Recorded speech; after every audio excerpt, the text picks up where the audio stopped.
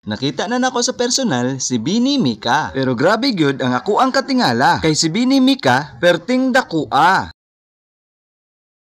So mayong adlaw na sad mga bay. Atuan na sang sugdan ang ato ang adlaw karon diriya sa Habhab Festival sa Kapalong, Davao del Norte. Dili gyud ka magmahay basta mulaag ka sa araw sa Kapalong. Kay bisan asa ka molingi, dagang naka-display nga mga pagkaon ug naapoy banda nga mag-entertain sa inyo ha. Dagang mga tao ang nilaag aning adlaw kay gusto daw nila makita si Bini Mika. Pero before pa mo gawa si Bini Mika, naatay una nga bisita nga artista gikan ni siya sa salida nga ang probinsyano. Actually duha ang artista aning adlaw pero dili ninyo makita diha sa stage kay naara ko diri nagvideo. Sa wala na pagdugay-dugay pa ni gawas na gyud ang amo ang ginahulat nga sa Bini Mika. Pero times sa oversize man lagi ni nga Bini Mika. Scam man ninyo ang Bini Mika, dili man ni mao amo ang gi-order sa Shopee. Mura man niglalaki. Lubad man kaayo ni og tingog unya kada sayaw niya mura maglinog. Pero lingaw kayo ang mga bebeboy ng Kapalong kay nakita na daw nila sa personal si Bini Mika. Sa kagwapa ni Bini Mika nakaingon gyud daw sila nga, ano ba itong nadarama?